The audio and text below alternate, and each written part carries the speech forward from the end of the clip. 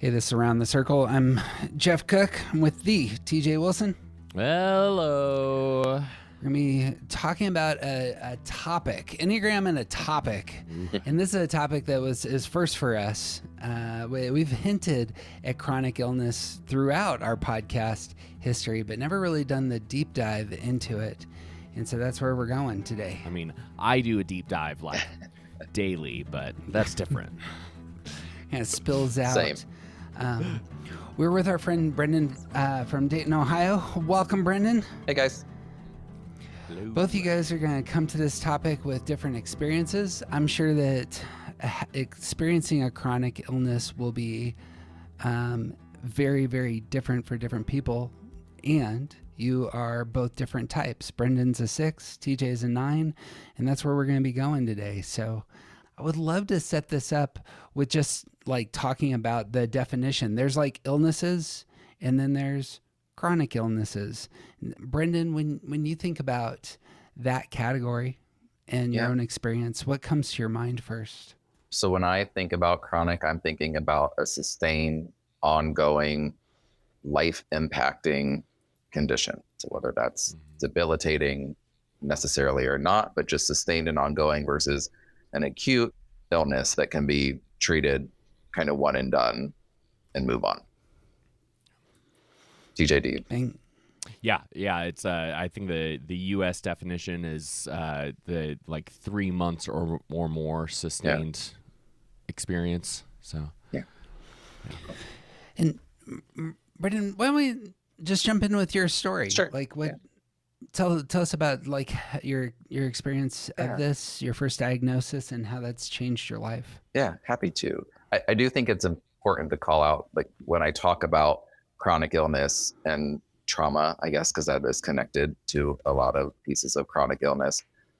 I'll be talking about myself when I wasn't at my healthiest version of my number, and still not 100%, but working to get there. And so I want to be very careful about trauma dumping, but I also want to be vulnerable and honest to hopefully help others and connect with others who are going through similar experiences. So there'll be times where I talk about myself and I'm not necessarily at my healthiest number. So I have a history of chronic childhood illness. We think now that some of what I've experienced in adulthood was connected to what I was dealing with in childhood, although they didn't really diagnose much of my condition in the late 1900s. So in the 90s, when I was dealing with things, I have a diagnosis of chronic pancreatitis. And I learned early on through the repeated patterns of illness and other childhood events and messages that the world around me is inconsistent, at times unsafe, it can't be controlled, and people can't always be trusted. And so I see direct connections for me from the messages that I received when I was young, and then maybe where I sit in my sixthness. And I know that nature and nurture is a super big conversation and probably not to talk about now, but I do think that there is a lot about kind of the nurture side and what I experienced at a young age that informed kind of where I sit in my levels of health and some of my patterns of behavior. So I got my diagnosis officially of chronic pancreatitis about 15 years ago. I struggled in significant pain for years, lots of emergency department visits, hospital stays, severe diet restrictions. So basically what would happen is when I would consume food, the enzymes would stay in my pancreas and they would eat it or bleach it. It's very painful. It's described as one of the most painful things that you can experience. Went through the rigmarole with doctors who didn't believe me, and then finally found a specialist who did. That went on 4 years, and I lived on a feeding tube twice, over a year each time. My physician at Ohio State was very conservative in his treatment, so we did a lot of just pain management, diet restrictions, and then the feeding tube that continued to get worse. My pancreatitis continued to get worse. The disease continued to progress, and my pancreas deteriorated, which ultimately resulted in a life-saving surgery last August. I had a total pancreatectomy, so they removed my pancreas. They removed my spleen, my appendix, and the first part of my small intestine as part of that surgery. by the time I had my surgery, my pancreas was a third of the size that it should have been, completely atrophied, adhered to other organs. It just was in a really bad shape. So that's kind of the history of the disease and how it continued to progress into this big kind of life-changing event. I haven't had any major complications from surgery, but I've definitely had complications that have affected my life. I live in chronic pain. I struggle with depression. I have a diagnosis of PTSD from carrying that chronic illness for so long. Getting close to not being here any longer, which is really hard for me to say. And I don't like to say that I was actually that sick. It's hard for me to accept that. Diabetes type 3C, which causes like major swings of my glucose, my blood sugar. And so it's just a lot to deal with. And it's required me to take more time off of work than I had anticipated, which is hell for a 6. So as I was kind of processing through all of that and working on studying the Enneagram, because that's been part of my recovery, is to dive into the Enneagram and understand my 6ness more. I thought, oh, this might be a good conversation to talk about the Enneagram and chronic illness. TJ, you're going to have experience with chronic pain. What do you hear in Brendan's story? Yeah, I like the nature versus nurture part of that. Like there is, I mean, I feel like we could have a conversation, but I think the thing that really sticks out for me, and especially like within the research of this particular topic, it is fascinating, but it is really hard for a lot of us to remember that it kind of doesn't matter, because regardless of where it formed, this is how the type responds. This is how the type interprets. This is the experience a type has. I hear a lot of like you not being trusted and seeking help, that like people saying that you don't know what you're talking about. And by the time the steps were taken that needed to be taken to try and get you healthier, so much damage had already been done. Right. And regardless of nature versus nurture, as a 6, you still experience your experience with chronic illness still can be seen through that 6 filter. Yes. That lens of not being trusted, trying to find support and people to help you figure out what's going on, and not being believed, and just having to carry this, and the impact it has on your mental health and all of the things like it. The 6iness of it seems clear within your description. Sure. I was thinking a lot about like what we're going to talk about today, and just the like what we can say about type and chronic illness. And I don't know that there's necessarily any hard and fast rules, but we can view a patient's experience of chronic illness through type, and you're demonstrating that wonderfully. Thanks. Yeah, and that's what's been interesting for me, is to list out, and I have, probably because I'm a 6 and I have to be prepared for things, but listed out, what are all of the behaviors that I noticed in myself when I was at my worst and at my sickest. And then as I have started to recover and come out of the major things, right? Like the big scary thing is gone. My pancreas is gone. And that brings some challenges for me too, because I still struggle. And now I've got some other stuff that I'm dealing with. And people see me and they see that I look healthy, and they see that and they know that I don't have my pancreas any longer. So what's the problem, Brenden? Like, why is this continuing? And even more not being believed. Right. Which brings up then all of the cycles of like hypervigilance. And I learned super early to scan for danger and to read a room and to figure out the mood, so that I could figure out how I needed to shift myself to make sure everybody was okay. That was one of the things I wanted to be really thoughtful of with this conversation too, is when I get stressed or when I get nervous or I feel like I'm not being believed or whatever the insert word there is I can image craft and kind of become a version of myself or portray a version of myself that I believe will be most palatable to folks or will ensure my success or ensure my safety within a group.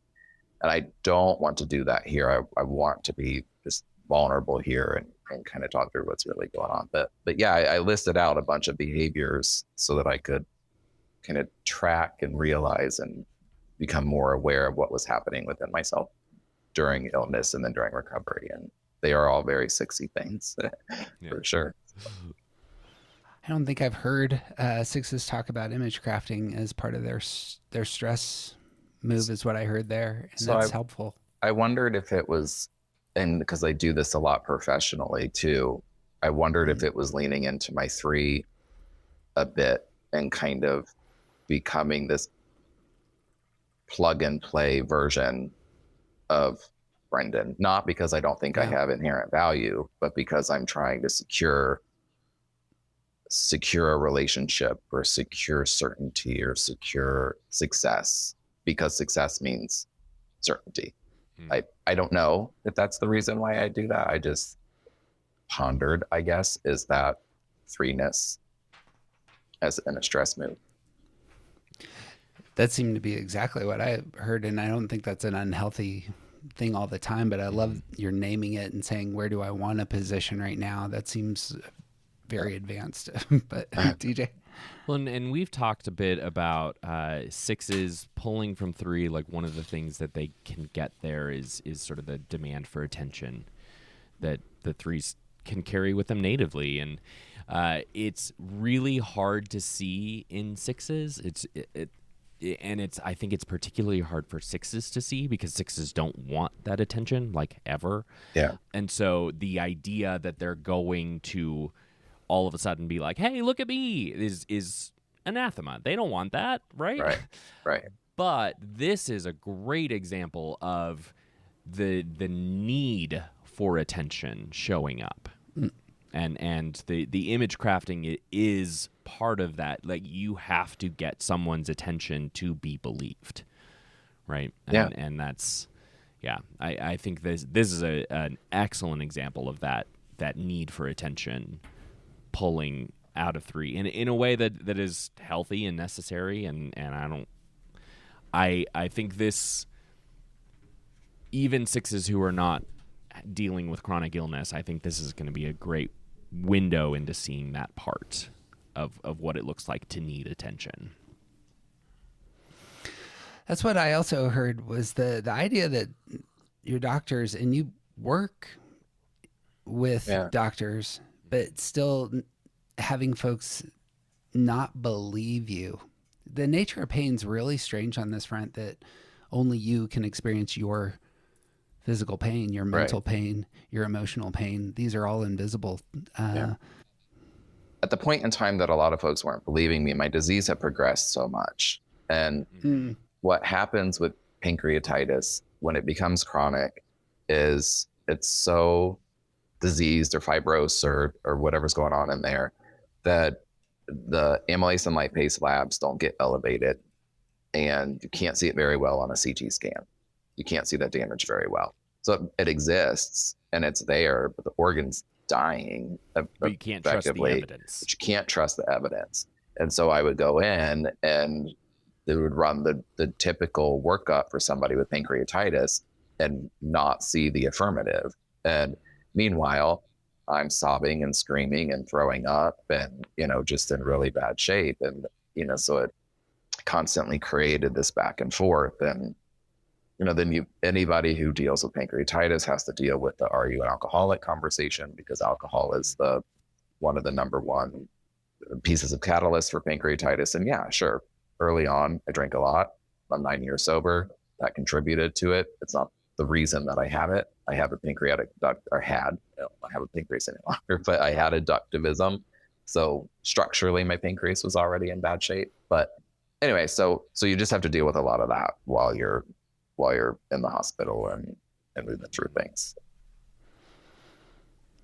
Yeah, and especially that part that hits like the alcohol conversation is like, oh no, this isn't my fault. I didn't do this to myself. Mm-hmm. It happened before. And then like you have to convince people that it's not your fault. Yes. And I And the chain. sickness. Oh, yeah. Right. Yeah. And I chain. So I obviously deal with a lot of self-doubt being a 6, and then chain events together. So because an event happened that caused me to cope with alcohol, I contributed to my pancreatitis. I damaged my organ. I caused my illness. I caused my loved one's pain. It's all of that. And so I link these totally separate events that happen in my life together into this real deep sense of shame. And I know we talk about shame with like 2s and 4s and other numbers, but I feel it deeply as a 6, because if I did those things, chaining these events together, then I did something that caused disconnection with the people that I love. And therefore I must feel shame because of it. Which is false, just in case it needed to be said. Right. Thank you. But yes, that does not mean that you don't experience it and then you don't have good reason for experiencing it. Yeah. Right. Yeah, I get that. The other thing that I was hearing there, especially on the 6 side, if you have doctors who are well educated in their field telling you we don't see what you are saying, I imagine specifically for 6s that would be incredibly difficult. Can you talk about those pockets? Yeah, well, yes, and I would say I think it's why then I latched on to a physician once they found out what was really going on. So I felt like I was constantly having to prove myself and be so adamant that this is what was going on. And I don't like how this is going to make me sound, but I'm being vulnerable. I'm being vulnerable. But I became hyper vigilant about researching and understanding the symptoms of chronic pancreatitis, or just pancreatitis in general, acute, chronic, just pancreatitis. So that when I went into the hospital, I was describing what I knew were the evidence-based symptoms of the disease outside of the labs. The pain, where I felt the pain, how I felt the pain, to try to convince, I guess, physicians that this is really what I was going through, and that it wasn't just this diffuse body pain. It was very specific. It was, I knew exactly where it needed to be. And it feels manipulative. It wasn't meant to be. It was meant to be an advocacy of myself and saying, like, I understand how this disease looks. I've read all about it. Trust me, I've gone down all the spirals, all the rabbit holes about it, and I know what I'm feeling. So when I found a doctor that did run tests at Ohio State and found the ductivism and found that my pancreas was in really bad shape, it was such a relief. Mm-hmm. And then I attached all of my loyalty and decision making to him. Yeah. Then he became the expert. And I didn't have to worry about anybody else after that, because I had a physician who had notes in my chart and notes in Epic, and that I could pull up on my phone and say, look, like, here, this is real. This is what's going on. And there were lots of times working, and so he was fantastic. And we did the feeding tubes and we did some other treatment, but he was very conservative in his treatment. The total pancreatectomy was the last resort for him, because it's a major surgery. You're taking out 4 organs. It's a lot to recover from. It's a 12 to 18 month recovery. You got diabetes for life. It's all of the things. And so that was the last resort for him. And I would have nurses and doctors that I worked with that would say, like, this guy's not moving fast enough. Like, you need to go see someone else. He's not moving fast enough. And I wouldn't do it. I refused, because I had given up all of myself to him and listened to everything he said. And he was the only person I was going to listen to. When the second feeding tube failed and I couldn't eat after that orally, then it got bad enough that it was like, okay, it's time to start talking to other people. And he had arrived at the point where he's like, okay, it's time for the surgery. But it took a long time to get there. I'd love to hold the surgery in your experience post for a minute, but Mhm. obviously around the circle has been TJ and I, but this has been in my mind more of a panel of talking to two men who experience chronic pain. And so I want to elevate TJ. You've gotten a chance to tell your story in part, but you want to build on what Brenden said and just what your experience with fibromyalgia has been. Yeah. I am. How old am I? 41. And I have been experiencing pain since I was a child. I honestly don't know how young I would have been, but I have memories that it's. I grew up in a Catholic church and was a fairly normal kid in the Catholic church who just didn't want to stand up because it's boring. And then when I was like 16, I went back to that same church for my aunt and uncle's vow renewal, and I was standing in that building and had like a flashback, an intense flashback of remembering the pain that I experienced in my legs, and that's why I didn't want to stand up anymore. And it essentially, I have been experiencing that pain for my entire life, and my own experience of it was that I was just a lazy kid until it became a hindrance and started to be a hindrance in middle school. Like when I played soccer, I played soccer. I was not very good. I got the missed congeniality trophy. The only sports trophy I've ever won was Miss Congeniality. I would have to soak in a bath for an hour after every game because my legs hurt so much, and I just assumed that was from being a kid. And over the course of many, many years, I saw many different doctors who all told me it was growing pains. And it wasn't until my early 20s that I finally saw a rheumatologist who was like, oh, no, you have fibromyalgia, which is just a chronic pain condition. They're not exactly sure what it is. It has something to do with the central nervous system not processing information with the brain correctly and blah, blah, blah, all the things. There's not really anything to do about it. It's awesome.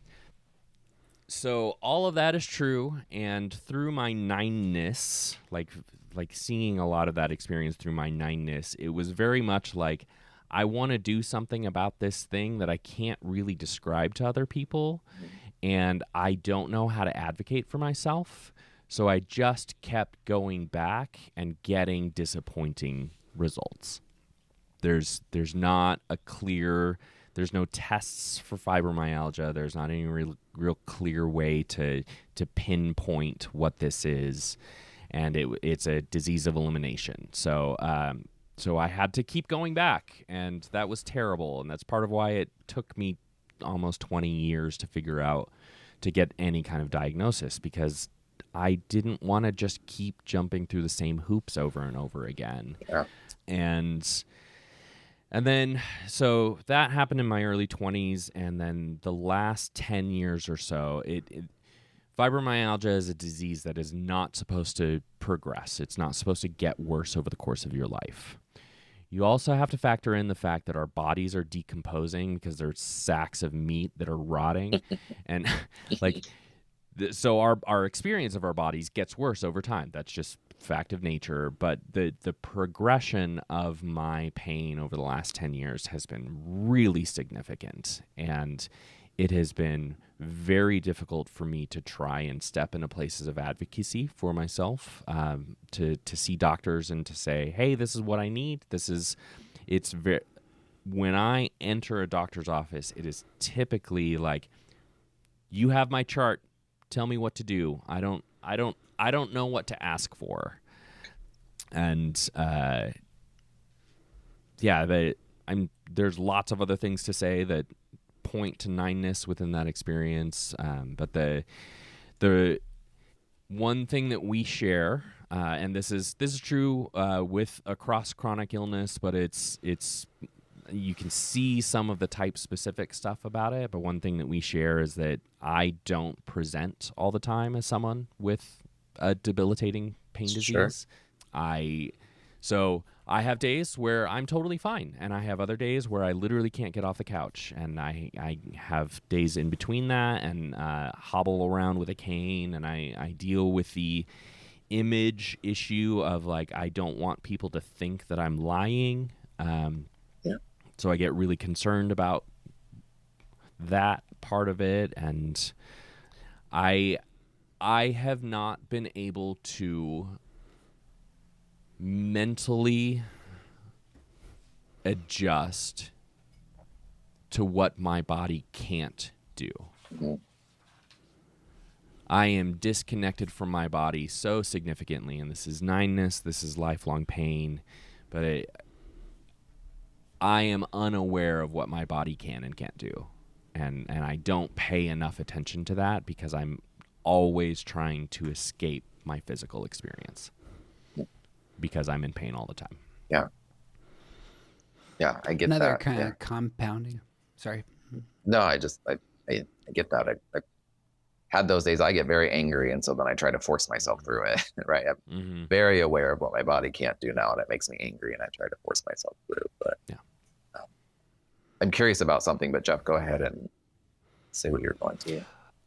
The just two things struck me. Like in both your stories, there's a compounding effect in terms of your Enneagram type and your experience of your pain. One of seeking to step away from your body as a 9, and the trust issues as a 6. Really worth naming. I suppose I would love to pivot slightly toward the relationships that you have. Now, I have an autistic child. I know what it's like to, especially autism actually wasn't a big, it really has come more into prominence, thought and diagnosis and the language since my kid turned 12. But early on, this was not something like we seldom even heard the word autism. And I know what it's like to go into pediatric spaces with lots of loud kids and very bright lights and not be able to have people effectively understand or talk through what was happening in my child's mind and heart. I set that up only in the sense that there is your own relationship with your body. There's also your spouse's relationship with what you're going through, which adds a whole new dimension and dynamic. And you had talked about that, Brenden, in terms of this, your condition causing pain to the ones you loved. Yeah. I would love to breach that for a moment, and just would you talk about how you've navigated those waters? I can. First, I want to run back and say, TJ, I'm really sorry that you're living through that. That's really tough. And I can only get it in my own way, but that's really difficult. Yeah, I get it. I'm sorry. Yeah, thanks. It's hard. My husband would kill me probably for saying this. I think he's a 7.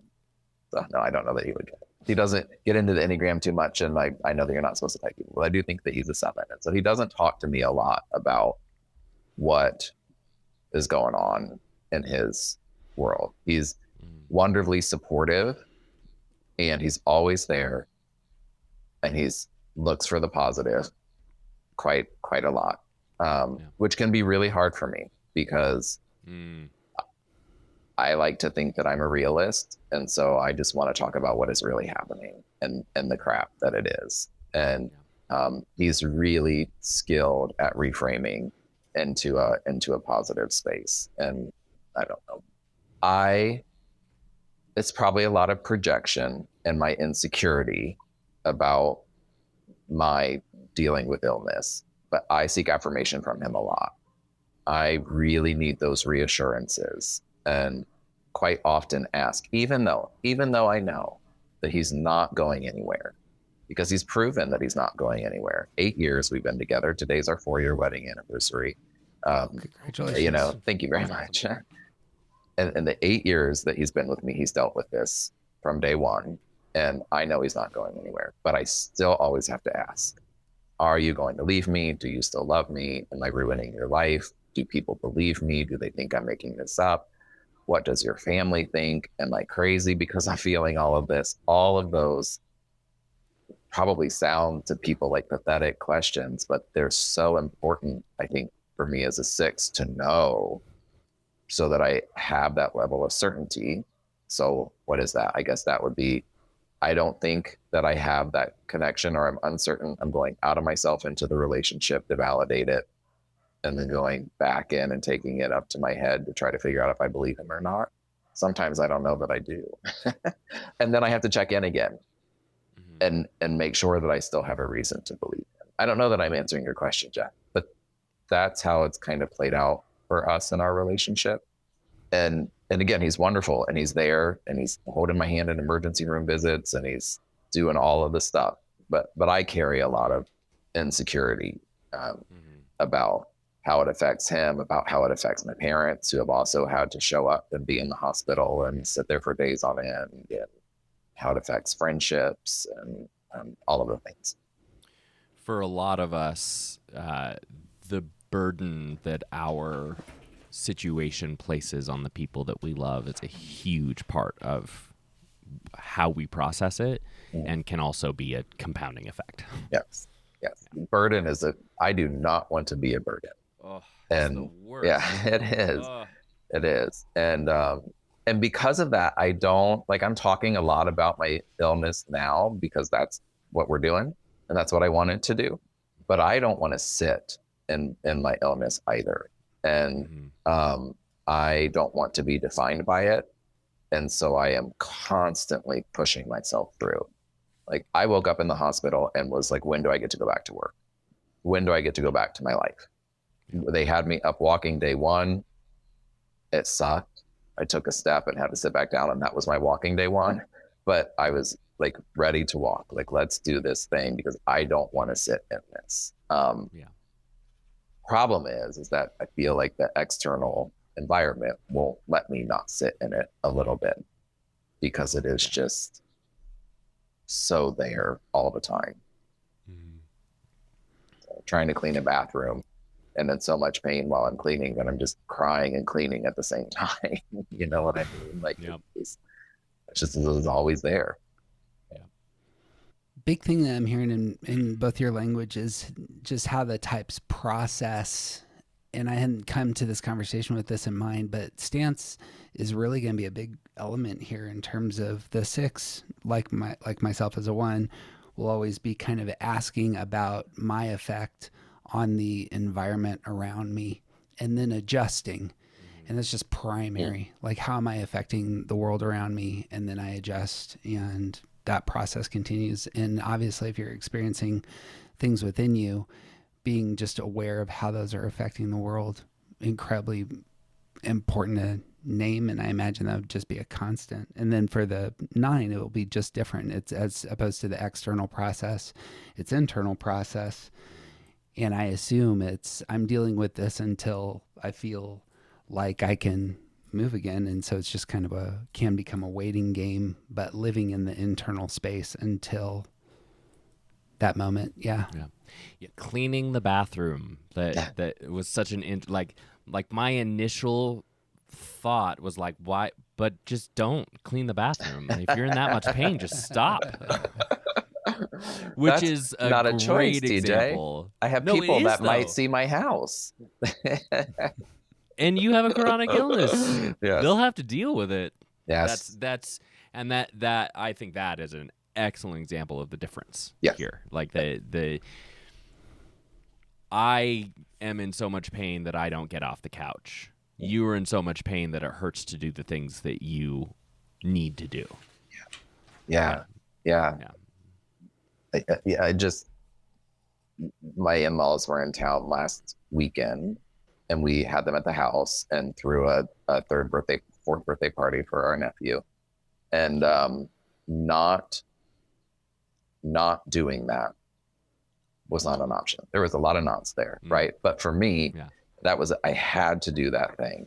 And it wasn't okay that I am in chronic pain and that I'm not doing well. My house had to be perfect. It had to be company ready. I had to have all my themed hot dog stuff for his hot dog birthday party. I went to the cat cafe with everybody. I had to walk a block behind everybody and cry the whole way there and back. But I went because it's not an option not to. I did when we got back say like, I can't do anymore. Like that was a moment where I felt like I really let myself trust that others were going to be okay with me regardless of where I was in that moment, which I don't do often. And I had to say like, I'm spent. I'm done. I'm on the couch for the rest of the night, and I love you. You guys, please go have fun in the yard.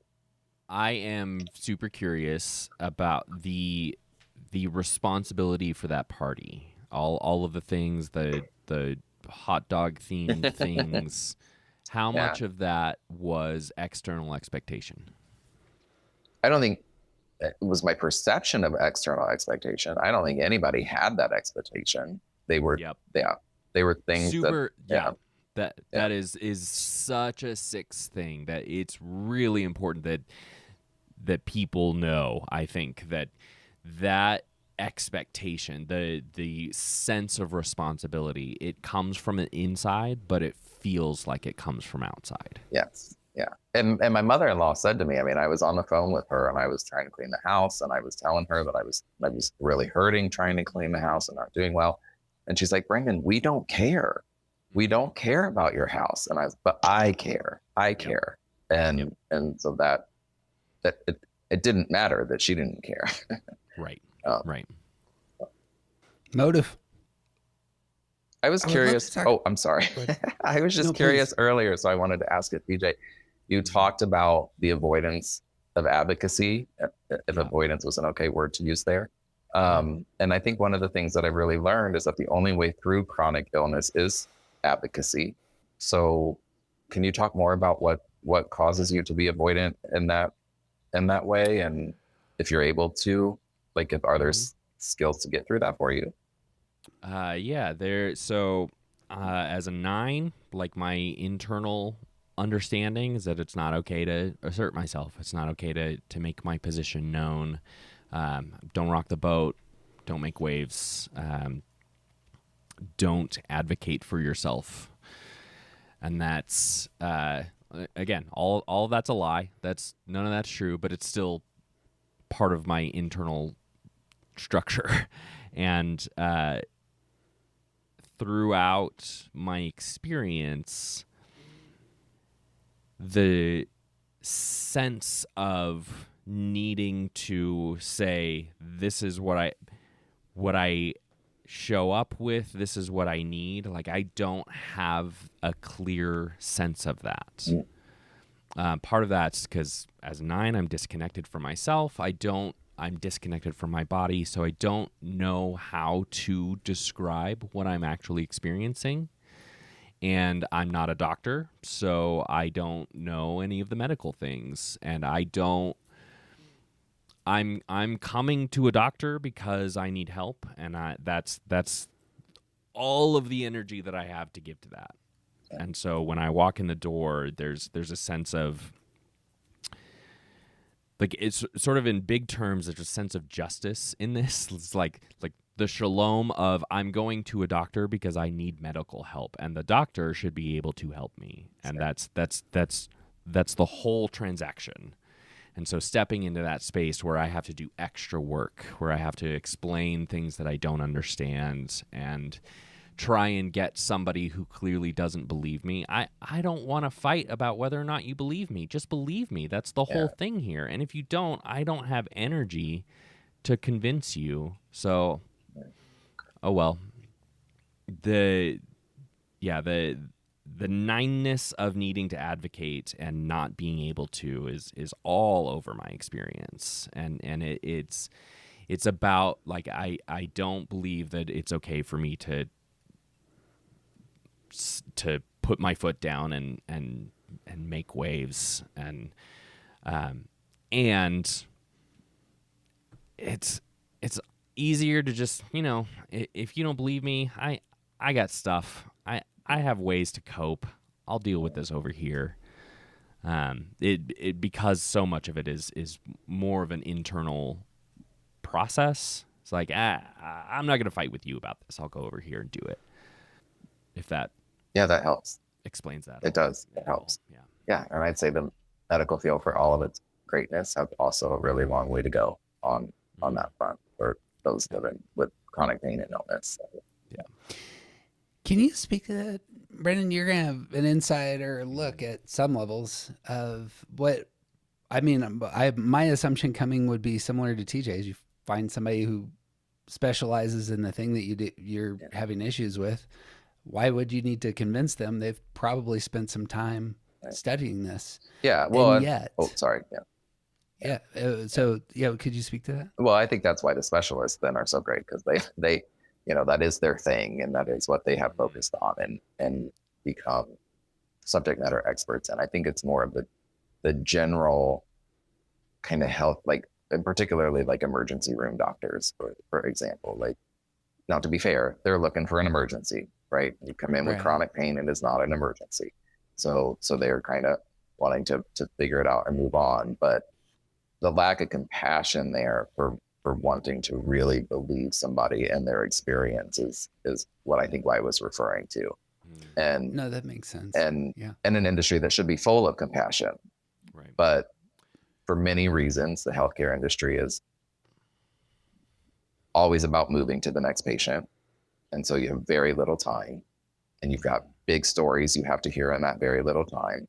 And if there's not something that that you can do about it right away, then it just gets pushed off for somebody at a later time. And I think that that's a lot of what I've experienced as a patient.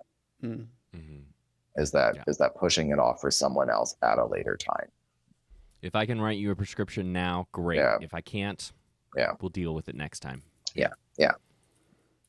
Are your experiences similar to that? Oh yeah, okay. Absolutely.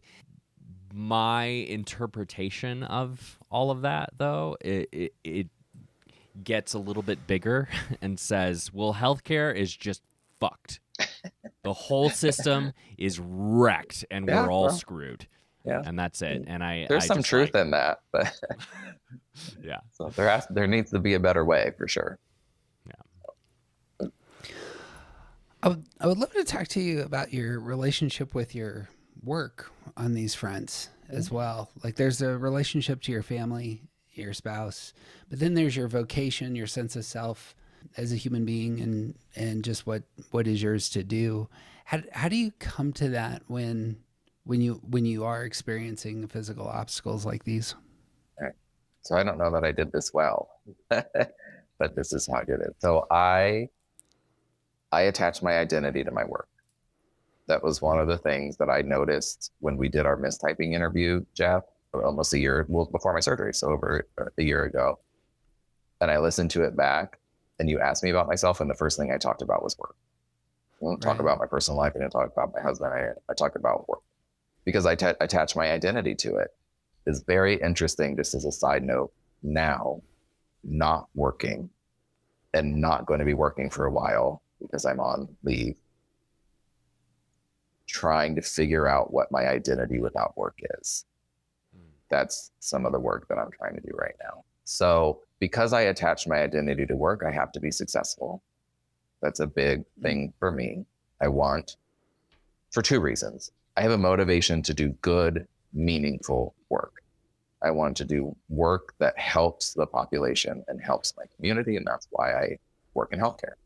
In particular, that's why I've worked in pediatric healthcare, because they're the most vulnerable within our population. So, and have the most opportunity too. So I want to achieve high levels in my industry. One, because to me, that means that I'll be more secure. Although I've learned it doesn't necessarily mean that. And I can have the biggest impact if I'm at a higher level. So my career building has all been about how do I meaningfully progress into that next level? And doing that when being sick is not something that people talk enough about. Being a leader, or just being an employee while sick, but also being a leader while sick is not something that is talked about enough. I hid how sick I was, and I became very skilled at hiding how sick I was. I would not take my medication during the workday. I survived on juice and Jello and mints all day long. And that is what I consumed all day long so that my pancreas wouldn't hurt and I wouldn't be in pain at work and I wouldn't have to take medication for it. And then when I would get home, I'd be a wreck and not have enough time to safely take enough medication to make the pain go away. Because, I take it once every 6 hours. I had a limited amount of time by the time I got home from work. So I was constantly in this cycle of hiding, being in pain, and not being able to deal with it. And I built a really successful career that way. I've worked in healthcare for 20 years. My latest role was a senior director level position. I put on that image that I felt that I needed to put on so that I could be successful. Unfortunately, everybody's bill comes due and I couldn't do that any longer. And people really started to notice how sick I was. And thankfully, I work for an amazing organization that was incredibly supportive of me and gave me 6 months off of work to have my surgery, supported me when I came back way too early. I went back to work way too early. The surgeon told me afterwards he was very nervous about me going back to work, but I insisted that I be allowed to go back to work, and so he let me. But and they've been really supportive of me now that I need to be taking some longer leave. So I'm really fortunate there. But does that answer your question, Jeff? Oh yeah. Okay. No, I think that's a stellar answer. Thank you. To me, it also sounds remarkably like the house needs to be perfect. Yeah, for sure. This party. Yep. Yeah, like it seems like it's in the same vein of that sort of response, that sense of responsibility is like, this thing is so important that I'm going to put myself aside. I'm going to sacrifice everything about my own physical well-being in order to maintain this thing. Yes. And there's a control there too. Like I like to have magical thinking where if I can imagine it, then I can influence it and I can control it. And it mind just over matter. Right? Yeah. And it just will be. And so yeah, I think a lot of it was practice and control. There's a story I tell where I woke up one morning and my feeding tube had fallen out. It was like hanging from my body.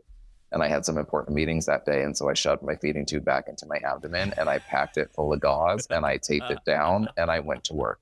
And I leaked out of my shirt all day. And that just was what it was. My suit jacket hit it and it was fine. It was fine. It's fine. It's fine. We'll deal with this later. Yeah. I have responsibilities. Yeah, exactly. Yeah. Yeah. Nobody would have cared if I had called off work that day and said I need to go to the doctor because my feeding tube is falling out. They would have told me to go do that thing, but I couldn't get there for myself. Yeah. Right. Your motive is different. Right. Or you have a motive for something that's more, a stronger motive for something else. Sure. This just to name it, because I think that illustration highlights something that's really important about Enneagram, and not only understanding ourselves, but understanding the people that we love most. Is, I think you were outlining that well. It's, you have these two big competing motives, and notice where your heart and posture and choices went, and that just matters. That really matters. And the way that can be perceived, I think is really important to see as well. There's just doing some of the research, like that type of behavior is like, you can see that a lot in 8s, you can see it in 1s, you can see it in 2s. You can't necessarily see it all around the circle, but all of those motivations come from very different places. And yeah, the desire to just keep working through chronic illness like that shows up type specific. Sure. Yeah. At some point, I really want to dive into how each of the types push for control and how each of the types experience vulnerability. But it may be that's just fresh on my mind right now, but that's what I'm hearing. It's good stuff. TJ, you got a relationship with work? I do. Well, not anymore. Which is going to be a worthy place to go for a minute. Cool. Great. So I have a chronic pain disease that keeps me from being able to do things physically. And before I knew that was going to take me away from working regularly, I opened a coffee shop that was specifically designed with me being able to work all the time. And over the course of pandemics and child having and disease getting worse, like everything got worse and it got harder and harder for me to work. And I finally closed the shop at least 2 years later than I should have. Because there is a similar sense of like identifying myself with my work, that like this is what I love to do and this is what I want to be doing, and if I can't do this, then who am I? And I, more than identity, I couldn't make a decision that I didn't want to make because my mind was still ready to keep working. My mind and my heart were still ready to keep working. And my stupid body, which I don't like anyway, was telling me that I can't. And like similar to that idea of control, like I don't want someone to tell me that I can't do something. And I don't want my body to tell me that I can't do something. And in this withdrawn place, like I want to see clarity. I want to have a clear meaning and purpose to the decisions I make, or I want the universe to make the decisions for me while I'm waiting for that clarity. And that means that I waited 2 years, and then the universe kind of helped me make the decision anyway. So there is a strange sense of like the disconnection, the dissonance of what I want to be doing and what I believe that I'm capable of versus what my body can actually do. Like the disconnect there is something that I have not been awake to for most of my life up until the last, even I want to say 6 to 8 months. I come from a family of very strong people. I'm very medium sized, but I have a significant amount of strength behind me. We call it Grandpa Tight in my family. Because if Grandpa tightens something, nobody will ever be able to get it off except for Grandpa. Like that's just how it works. And I have that as I inherited that in my family. And sorry. When we were moving stuff out of the shop after it closed to transition to Adam taking over, there was one countertop piece that I really wanted to take with me, and I knew that it was heavy, but I'm also very strong in small bursts, and so it's going to be fine. And at one point we were lifting it to pick up the truck, to put it into the truck, and my knees, like my legs, literally just almost gave it. Like I have never experienced a sensation like that, where it's just like my legs were like, nope, we're not doing this, without any kind of conscious thought. Like it was so intense, and it was representative of this, like, I know what I can do, but more true is that I know what I used to be able to do. Mm-hmm. And I don't know what I can do now, because I'm still sort of stuck in what I used to be able to do. And so in thinking about what my future might be, with coming to like finding more work, finding other things that I can do to help bring in income, fill my days, because sitting on the couch playing video games is not a great way for me personally to spend my time. There is so much wrestling with what I might be able to do in the future because I don't know. I can't see that future. I only know what I used to be able to do, and now I don't know what is coming. I don't know what has been taken away from me. I love that you said wrestle. I really resonate with that. Yeah. Yeah. Constantly wrestling. Yeah. Yep. Yeah. That's why when I heard, I was online for the workshop that KJ and Suzanne did about trauma. And I loved listening to Suzanne talk about liminal space. That was the first time that I had heard of liminal space. And that is an idea that has kind of really resonated with me during all of this. Liminal space just being the space between what was and what hasn't yet been, right? So did I say that the right way? Is that fair? Yep. Okay. Yep. I hope I come out on the other side better and more whole, right? I'm trying to figure out what doesn't serve me any longer and what happens next. But there's a lot of wrestling. Sorry to back to that. No, yeah. Back to you. There's a lot of wrestling in that space too. So. Yeah. Not to there is, I think you said this well, Brenden, up front. There can be the overly optimistic spin that can occur for folks in liminal space, but there also can be true, authentic, real things to take hold of that are about the future.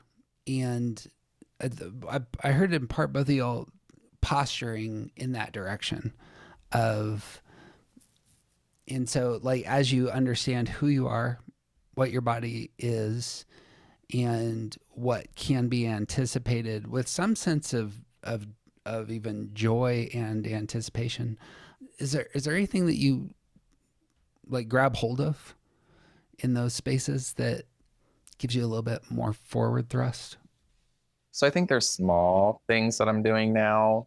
And Reclaiming You, the book Reclaiming You, they talk about the 3 M's or the 3 triads of resilience. So movement, meaningful connections, and mindfulness. And those are kind of the 3 areas that where I'm trying to put my positive spin on stuff. Movement's really, as a 6, movement is my way out of my head. And it's frustrating because it's really hard for me right now. But I'm learning that not all movement has to be big movement. So I've been in my flower garden a lot this year and just picking at things. And I'm really proud of that. It looks great. And that counts as movement because energy is moving through my body. And so that counts. And then I can do that thing. That brings me a lot of joy. I'm really leaning into my connections and my relationships with my friends. I seek really deep, intense friendships. I don't like the superficial stuff. So I, want to sit around and talk about the world all day long. And I have a great group of friends that I can do that with. So I've been leaning into that. I've been really intentional about my mocha pot for coffee in the morning. That's new. Mocha pot. Yeah, I know it's new to me. I just got one, and there's times I do well and times I don't do well at it. But I love like the intentional staring at it, and waiting for the bubbles to come, and like that's a moment of mindfulness for me. So there's those types of things that I'm trying to lean into during this period. One, because I think they serve my recovery. Like my job right now is to recover, and is not to worry about what comes next. When I first realized that I was going to not be working for a while, I immediately went into contingency planning. Okay, so what's next? What certifications can I get? Do I need to go back to school? What else can I do? Like I started doing all of that. Over the last month or so, I think I've really settled into, I'm not doing so hot, and my job is to recover so that I can go back to those things. And therapy has helped a lot with this, so that I can go back to work really better. And so those kind of 3M things that I just mentioned, the mindfulness, movement, and meaningful connection have been what's most helpful to me. Just a real quick side note. Have you ever looked into siphons or vacuum pots? No. Okay. Just write it down. I will have to. Okay. Do some Googling. Okay. I will check it blow out. your mind. All right. You're going to get really excited. I was going to get an espresso machine, and then I read how much of a nightmare they are to have at home. And I was like, I'm going to try this mocha pot instead. I really like it. But Nice. Good. They're simple. Yeah, that's what I want. And, simple. And everywhere in the world. Like if you go to Europe and you're at anyone's house, that's how they make coffee. Okay. All right. So I'll check it out. it's perfect. Yeah. Mocha pots. Love it. I got lots of thoughts on what you said, Brenden, but I wanted to float it to TJ. Same kind of question. And we've kind of discussed this in the past, but is there does that resonate with you? Presently, my job's to recover in the future, and you all obviously have some difficulty again in the future, but is there anything worth grabbing hold of that's in that forward space? The things that have been sort of resonant for me have been like meaning, like the big purpose of what kind of, not necessarily what kind of future, but like why, what am I gonna keep going for? Like I'm not suicidal in any way. I'm not I'm not in that space, but like there's a lot of, in order to get to any kind of future, there's a lot of work that has to be done for me. And especially because of my pain disease, a lot of that work is really, really difficult. And so what I need a North Star. I need things that I'm big reasons that I'm pointing in these directions. And like one of them is I want to see my daughter grow up, and I want to contribute to the emotional and financial stability of my partner, and there's big things that I want to point at, but I have a really hard time envisioning smaller stuff, more day-to-day kind of things. I can't see what a potential career might look like. I can't see what any kind of day-to-day would be, especially because I can't be certain that fibromyalgia is the only problem that I am dealing with.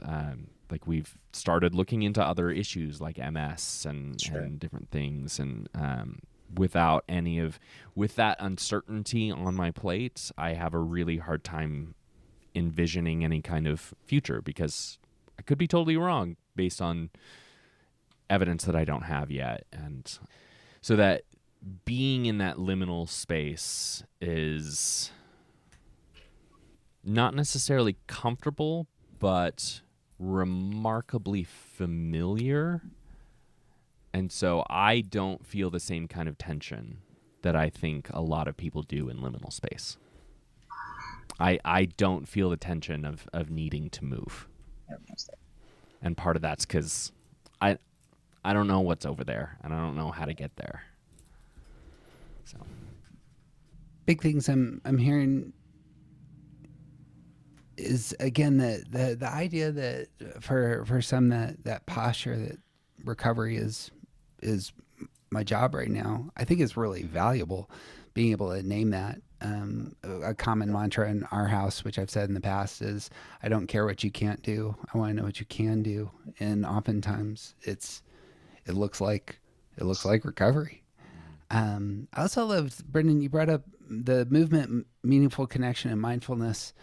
One might note that those are the centers. That movement's about your body, and the meaningful connection is about your heart, and mindfulness is about your head. And there's living triadically, I think, is a really helpful way to think through goals and where we are in life. And I just want to celebrate that as it's not just what can I do? It's what can my body do? It doesn't have to do everything, but it can do some things. And the idea of gardening, I find fantastic on this front. Like I heard a buddy of mine said on a podcast the other day that when God made humanity, he gave him two things. It's like, go garden and be free. And that's pretty much what you got.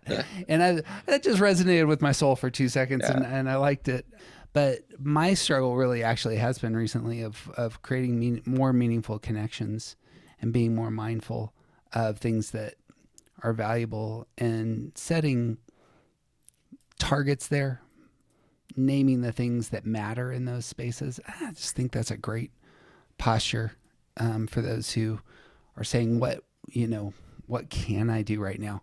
My stepmom is presently wrestling with a severe form of cancer. My dad's a 7. Sorry. She's likely a 5. And she's much older. And so this doesn't look very good. There's chronic illness and then there's terminal illness. Yeah. And, but listening to them in terms of what they are doing, in terms of, here's the dinner that we're planning for tonight, and that's pretty much what we can foresee, or these are the walks that we can still have, or the books we can still read. That's just has been part of their vocabulary, and that seems really meaningful and challenging to me. So, I want to say some things about the word recovery as well. Just something I was thinking about. And while doing the research on this, like there was some really interesting sort of through lines with type on the idea of what I'm going to call recovery, and it's like this for a lot of types. There's a sense of getting back to what was before. Right. For a lot of types, it's like this thing is a problem, and I need to fix this thing so that I can keep going. The way that we perceive what recovery is shows up from type a lot, and for some of us, I think it's like stance is a really big indicator of this, but like withdrawn types are not necessarily looking for recovery. We're trying to adjust to what our life is like now. For 1s, 2s, and 6s, there is a sense of, okay, what can I do now to get back to how I was before? Yeah. And for 3s, 7s, and 8s, it seems like there's a real sense of, let's just fix the problem and so we can move on. Like it's a forward focus kind of response. And for a lot of people in chronic illness, recovery is actually about adjusting to the new. We all experience this with the pandemic. There is no going back. We're not going back to normal because normal is different now. And just like a lot of people struggling with chronic illness, the world does not want to change. We want to go back to how it was before. And there's a lot of type in how we perceive what is recovery. I'm really glad you said that. I feel a little icky because that doesn't sit right with me. I don't like that, TJ, because I've been using that word, and I guess even my mentality in the way of like, this is a thing that I can fix. This is a thing that I can get through, and I'm gonna do, and then it will be over. And there is a new here. I don't think about that very often. I don't like to think about that because it sucks. Yeah. But I'm really glad you said that. I agree. I'm resistant myself to grieving things that have happened and have gone before, and that's what I heard there is there is a very healing side to grief in the way that you're describing. Grief is also invisible. Feeling a sense of well-being and success, I suppose, is also invisible alongside pain. Not only are the negatives, as it were, invisible, but that was kind of where I was landing in my mind and heart for our conversation, is just what I hear in your guys' descriptions is a very human experience, as opposed to like pain can be so isolating. But the thing that I'm routinely hearing is actually you're putting language to what I imagine so many feel, yet in very different ways. And this is the things that kind of keeps me isolated, and yet you're speaking through it is creating that shared connection across all of us, the places that like we're united in our struggles, as it were. I think that's really valuable. I mean, much like the Enneagram itself, like just hearing someone else say an experience you've had your entire life is like, oh, other people think that way? Oh. Yeah, when I started going to Kristen Message's group of sixes, I was like, oh my gosh, there's other people like me. Yeah, it's a cool feeling. The Enneagram has been really helpful to me throughout all of this. I think I understood it and was kind of into it as an idea that was cool on the surface level. But then when I kind of got sick and then had to have my surgery, and so much of my time has been spent with it, it's really helpful and healing in a way. It's excellent. Yeah. You go from it's a fun little thing to jump into to you experience the jolt and say, oh crap, this has something to it. Right. It's shocking. Yeah. Gentlemen, it's been great talking to you. Thank you. Last words on this? One of the things that stood out in some of my research is the prevalence of people not being believed when they're talking about their pain is significant. Yeah. And obviously there are hypochondriacs out there. There are people who are overly dramatic for selfish reasons. But like looking into the ways that type can be informative about whether or not people are believed by their practitioners, by their families, by general society. Like there's something real there. And I think for our types, if you look into your own sort of information about how you handle if I'm looking at how I process information and how I present myself to the world, I can see some through lines about why it's hard for people to believe me. And it's a lot of that comes from my type and the way that I fail to advocate, that I hide the most significant parts of my pain, that I brush it off and it's like, don't worry about me. This cane is no big deal. Don't worry about it. It's the ways that I diminish myself is part of why people don't believe me. And I think we can all do that for ourselves as people with chronic illness. But I think as important, and possibly more important, is the way that we view other people who have chronic illness. And it's like we need to trust people when they're describing their own experiences. And if they're lying, that's not on us to manage. Like that's not our job. Yeah. Perfect. Perfect way to sum that up. Appreciate you all. Thank you. Yeah, thank you. I was challenged by your empathy, Brenden, and wanted to end with thank you for sharing your stories, and thank you for going to places that are meaningful and personal. And I'm sure it's going to serve a lot of folks. So much love to both you men and your futures and to your families. I gotcha. You too. Thanks.